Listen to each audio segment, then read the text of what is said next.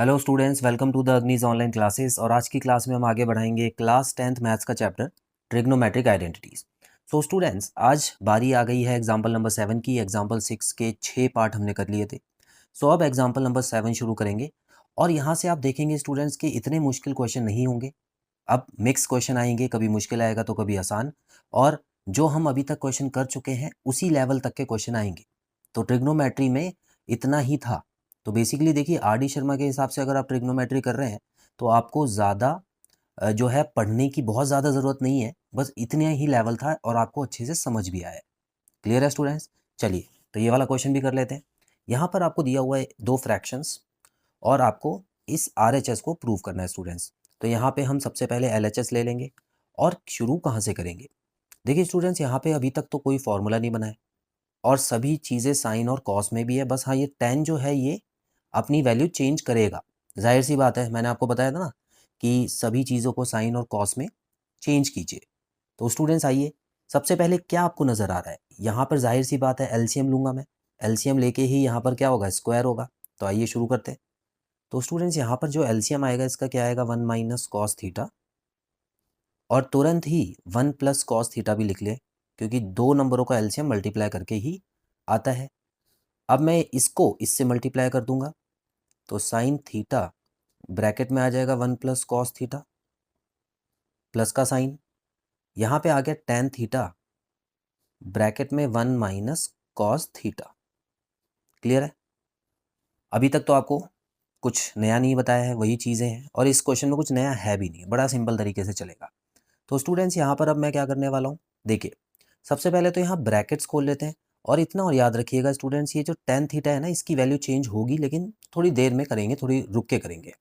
यहाँ पर हो गया देखिए sine theta plus sine theta, इससे मल्टीप्लाई होगा तो क्या हो गया? Sine theta dot cos theta हो गया। अच्छा, अब टेन थीटा की बारी है। जब टेन थीटा 1 से मल्टीप्लाई हुआ तो हो गया टेन थीटा और माइनस, यहाँ पे लिख सकता हूँ मैं tan theta dot cos theta upon. अब अपॉन में क्या? a minus b, a plus b का फॉर्मूला लग जाएगा। तो क्या हो जाएगा? A square. अब ए स्क्वायर मतलब 1 का स्क्वायर तो बनी रहता है, तो ए स्क्वायर माइनस बी स्क्वायर। ठीक है, चलिए आगे बढ़ेंगे। अब स्टूडेंट्स, यहाँ पर बहुत ध्यान से करने वाली चीज़ें हैं। अब देखते हैं कि इसमें क्या क्या हो सकता है। अब यहाँ पर तो मैं लिख रहा हूँ, देखिए साइन थीटा, इसमें तो अभी कोई चेंज नहीं होगा, plus sine theta dot cos theta में भी अभी कोई चेंज मत करना। अब टैन को चेंज करके देखते हैं। जो हमको शुरू से ही हमारी नज़रों में खटक रहा है कि भाई इसको तो चेंज करना था हमको, माइनस इस वाले टैन को भी चेंज करते हैं। तो ये क्या हो गया? देखिए sine theta upon cos theta multiply by cos theta. ठीक है, डॉट का मतलब क्या है? मल्टीप्लाई। तो ये देखिए मैंने चेंज तो कर दिया। और नीचे क्या हो जाएगा? इसमें भी कोई फॉर्मूला लग रहा है? बिल्कुल लग रहा है स्टूडेंट्स, याद कीजिए। साइन स्क्वायर थीटा की वैल्यू होती है ये, तो साइड में लिख भी देना ब्रैकेट में कि हमने क्या किया है? 1 माइनस कॉस स्क्वायर थीटा को साइन स्क्वायर थीटा लिया है। यूजिंग आइडेंटिटी करके आप लिख देना। चलिए, अब क्या क्या हो सकता है? यहाँ पे एक चीज़ तो मुझे नज़र आ रही है कि कॉस थीटा यहाँ पर है और ऊपर भी है, तो इसको तो मैं काट देता हूँ। ठीक है स्टूडेंट्स, तो यहाँ पे क्या बचा? माइनस साइन थीटा बचा। अब एक और चीज़ देखिए, यहाँ पर सिर्फ माइनस साइन थीटा बचा हुआ है और यहाँ पे क्या है? Plus sine theta. तो क्या एक साइन थीटा में से दूसरा जीरो नहीं हो जाएगा? बिल्कुल कट जाएगा, खत्म हो गया। तो स्टूडेंट्स देखिए, इतना तो खत्म ही हो गया किस्सा। ठीक है, चलिए अब और क्या हो सकता है यहाँ पर देखते हैं। देखिए स्टूडेंट्स, अब मैं यहाँ पे क्या करने वाला हूँ, दोनों को अलग करना बहुत ज़रूरी है।